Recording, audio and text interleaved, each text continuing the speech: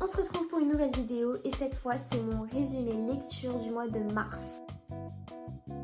Bon déjà je ne sais pas si vous avez remarqué mais on a complètement changé avec ma soeur la bibliothèque, je trouve que c'est beaucoup mieux comme ça. Vraiment j'adore, donc du coup mois de mars, gros changement au niveau de la bibliothèque. C'est vrai que du coup maintenant il y a tous les reliés des fantaisies au milieu et c'est beaucoup mieux en fait, je peux les voir visuellement quand je tourne des vidéos. Et je sais pas, j'adore, j'aime trop la vibe de la bibliothèque maintenant. Et surtout, les livres ne sont plus rangés par couleur, mais par saga. Enfin bref, trêve de blabla. J'ai plein de livres là à vous montrer. J'en ai lu 4 durant le mois de mars. Et franchement, je suis assez mitigée sur ce mois-ci, mais bref. Vous allez voir. J'ai commencé le mois de mars avec une lecture audio, du coup Binding 13 fait 22 heures d'écoute sur Nextory. Vraiment, heureusement qu'il y a le x2, du coup je l'ai écouté en 11 heures à peu près. Ce qui reste quand même énorme pour un livre audio. Mais après j'ai envie de vous dire, genre juste regardez le pavé et le livre. Concrètement, qu'est-ce qui se passe? On suit l'histoire de Johnny et de Shannon. Johnny, lui, c'est un peu l'étoile montante du rugby parce que il est super doué et tout se passe bien un peu dans sa famille, dans ses relations. Bref, c'est un peu le mec populaire du lycée. À côté, on a Shannon. Shannon, elle vient des quartiers un peu plus populaires. Ce qui se passe, c'est que elle vit avec ses frères et sœurs et ses parents, sauf que son père, il est plutôt violent et alcoolique, ce qui fait que ça n'a pas toujours été simple pour elle. J'ajoute aussi le fait que Shannon, elle se fait harceler depuis toute petite. D'ailleurs, ce livre, il contient d'importants trigger warnings à prendre en compte. Vraiment ne les négligez pas parce que des fois quand je les lisais, même moi j'avais un peu du mal avec certaines scènes puisque elles étaient quand même assez violentes. On a un peu deux profils opposés mais pourtant qui s'attirent vraiment, parce que ce qui se passe c'est qu'un jour c'est la goutte d'eau de trop et Shannon elle se fait harceler par des filles de son école. Ça se passe vraiment super mal et ce qui se passe c'est que sa mère elle décide de prendre des heures supplémentaires pour pouvoir envoyer Shannon à une école privée. Du coup ce qui se passe c'est que dans cette école on retrouve Johnny et Johnny il est super populaire etc. Et Shannon le premier jour d'école elle arrive en retard, du coup pour gagner du temps elle passe par le terrain de rugby et elle se reçoit une balle en pleine figure et en fait c'était la balle de Johnny. Johnny s'inquiète, ils se rencontrent et ensuite il y a un peu une histoire de love, mais c'est pas tout ce qui se passe, il y a plein d'autres thèmes qui sont abordés et vraiment c'était pour le coup super mature comme histoire. Il faut aussi prendre en compte que le livre il se passe pas dans les années 2020 mais je crois qu'il se passe plus dans les années 2000 voire avant, je sais plus parce que je sais qu'à un moment il le précise.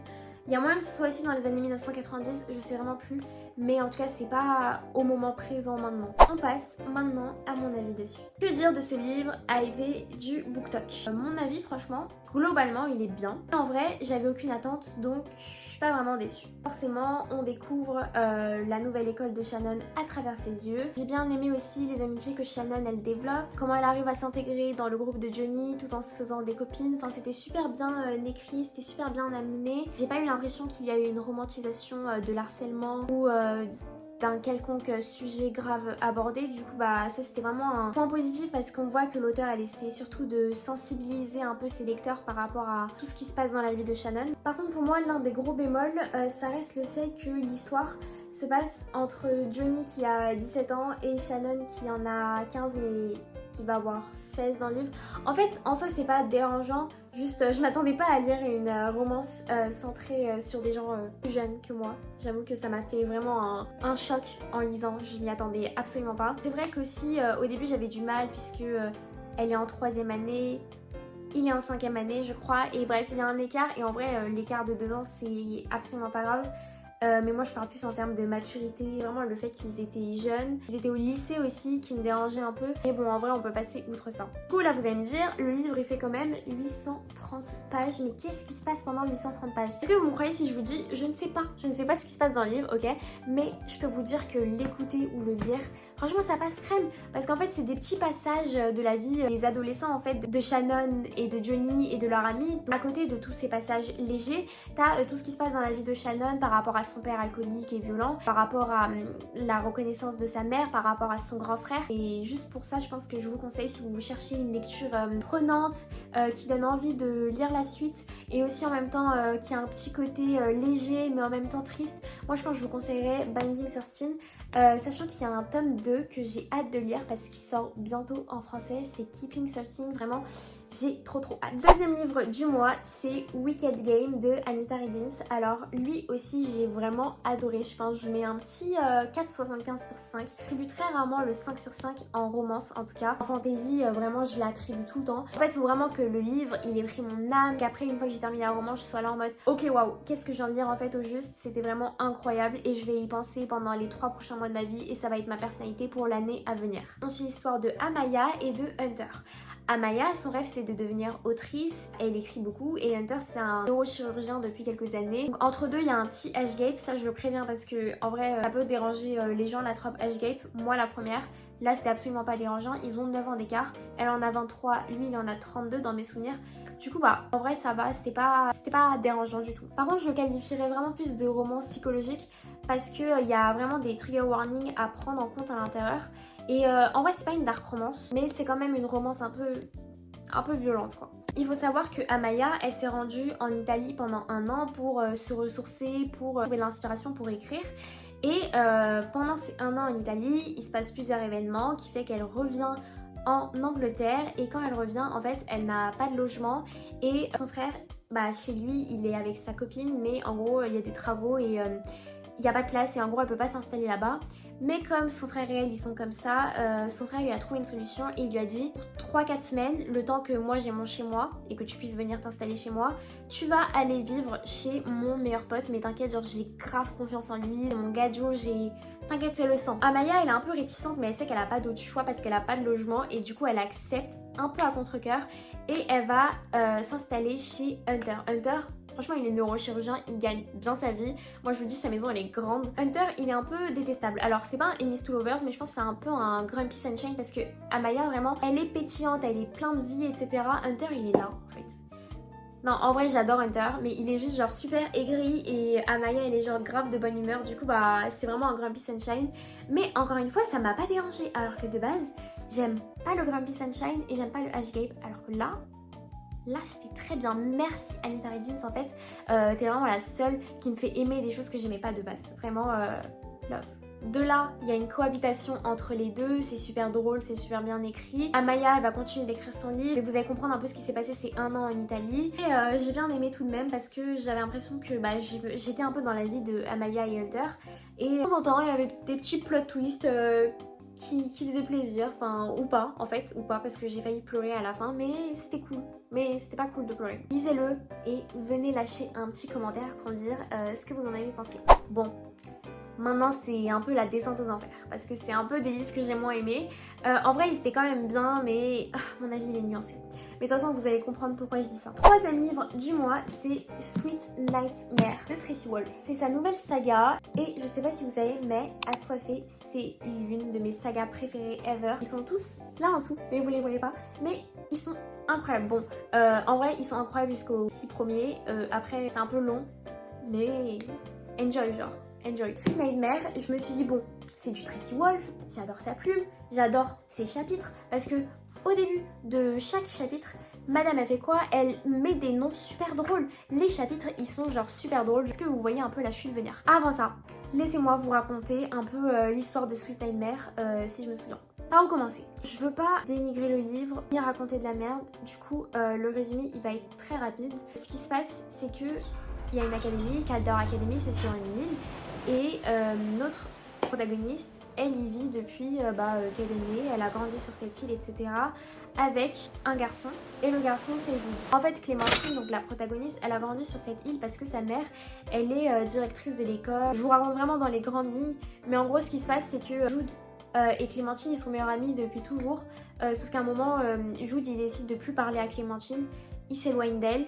Clémentine, elle se fait de nouveaux potes, mais tu vois, genre, elle a un peu le cœur brisé parce que Jude, c'était vraiment son bestie. Surtout, genre, il a commencé à plus lui parler à partir du moment où il l'a embrassée. Du coup, elle commençait à développer des sentiments pour lui. Il y avait une petite romance qui commençait à pointer le bout de son nez.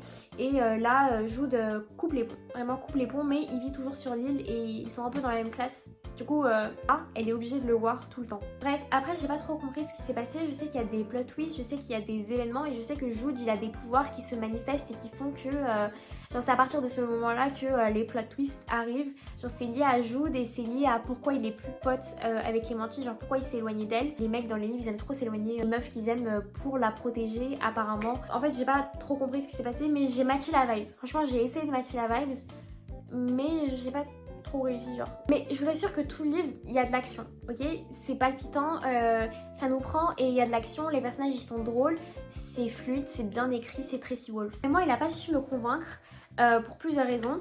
Déjà parce que je suis trop attachée à Assoiffée, vraiment je vous ai dit c'est une de mes sagas préférées et forcément mon avis il sera forcément biaisé et pas objectif parce que dans ma tête j'aurai toujours Assoiffée alors que je pense que si on lit Sweet Nightmare d'abord sans savoir ce que c'est Assoiffée, il y a moyen qu'on l'aime encore plus. Moi ça n'a pas trop été mon cas, j'ai bien aimé tout ce que je vous ai cité juste avant, mais j'ai confiance en Tracy Wolff, je sais que premier tome on introduit les personnages mais deuxième tome on les développe encore plus. Du coup je me dis bon peut-être que le deuxième tome les personnages ils seront plus développés, après à voir si je lis le second tome parce que là le 1 il a vraiment pas su me convaincre et je me dis en fait que si Sweet Nightmare je l'avais lu aussi il y a 2 ans, peut-être que je l'aurais encore plus aimé que maintenant, ou si je l'avais lu il y a 3-4 ans. Alors que là c'est moins le cas et ce qui fait que j'ai un peu moins aimé forcément. En fait ça me brise le cœur de dire ça parce que c'est du Tracy Wolff. Et enfin, 4e livre du mois de mars et c'est La guerre sans fin. Alors c'est le tome 2 du spin-off du Pont des Tempêtes. Le Pont des Tempêtes qui est juste le tome 1, le tome 2 et ça c'est le premier tome du spin-off, du coup bah le premier tome de lui. Le tome 1 et 2 du Pont des Tempêtes c'est sur Lara et Aren et le tome 3 et 4 qui est un peu la continuité en fait du livre, ça se passe pas en même temps, ça se passe vraiment après le tome 2, c'est sur Kéris et Zara. Là encore mon avis il est assez mitigé parce que le Pont des Tempêtes, le tome 1 et 2 c'est vraiment ma duologie coup de cœur, j'ai trop aimé, c'était super bien vraiment, c'est une de mes fantaisies préférées et je conseille à tout le monde de lire le Pont des Tempêtes. Le tome 3 et 4 il est toujours aussi bien mais peut-être un peu moins bien que le tome 1 et 2 du Pont des Tempêtes et du coup bah ça m'a un peu attristée parce que je me suis dit oh mon dieu le tome 1 et 2 ils sont parfaits et comment ça je peux pas ne pas trop aimer le tome 3 et 4. Mais bon là encore c'est que mon avis parce que je sais qu'il y a des gens ils ont préféré justement le tome 3 et 4 sur Kéris et Zara et ils ont pas trop kiffé le tome 1 sur Lara et Aren. En fait ce qui se passe c'est que Zara et Kéris ils sont tous les deux à la tête de royaumes ennemis qui sont en guerre. Dans le tome 1 ils ont appris à se connaître etc parce que leur amour il est un peu interdit. Alors la plume du Pont des Tempêtes toujours aussi bien, j'ai toujours autant surkiffé, vraiment t'es plongé dedans, l'univers il est incroyable aussi, très bien décrit, les personnages aussi ils sont bien développés, on voit même les personnages secondaires, enfin bref, tout ça c'est incroyable. Moi j'ai eu un petit problème avec le rythme de ce livre parce que je trouvais qu'il y avait une première partie qui était concentrée sur un événement et une seconde partie qui était concentrée sur un autre événement et c'était très long. Alors la première partie vraiment a été très longue et je me suis un peu ennuyée, c'était vraiment focalisé mais sur un événement en particulier et au bout de 200 pages moi j'en pouvais plus vraiment, j'étais là en mode mais libérez-moi, genre on peut passer à autre chose. Après la deuxième partie du livre il y avait beaucoup plus d'action, il y avait beaucoup plus de rébellion, il y avait beaucoup plus de conflits poétiques, du coup là c'était vraiment ma came, j'ai vraiment kiffé. Mais c'est un peu dommage parce que la partie 1 ça joue forcément sur mon avis sur ce qui s'est passé dans la partie 2 du livre. Forcément j'ai pas trop kiffé le livre. Vous savez ce qui est incroyable dans ce livre aussi pour moi? Ça, mais oh mon dieu. Voilà, en fait, est-ce que j'ai besoin de dire plus pour vous convaincre de lire le tome 1 et 2 sur Lara et Aren? Le livre, il est sublime. Le livre est vraiment sublime. Enfin bref, c'est tout pour mon avis du mois de mars. Du coup, j'ai lu 4 livres et comme vous avez vu, il y en a 2, j'ai vraiment surkiffé et il y en a 2 autres, je les ai trouvés un peu plus longs et où j'ai essayé de nuancer mon avis. Mais voilà, juste, ils étaient pas faits pour moi. Du coup, ils m'ont un peu plus déçue. Mais les 2 premiers livres que j'ai lus c'était quand même bien et j'arrive quand même à trouver des points positifs dans les 2 derniers livres du mois de mars que j'ai lus. Merci d'avoir regardé cette vidéo, moi je vous fais de gros bisous.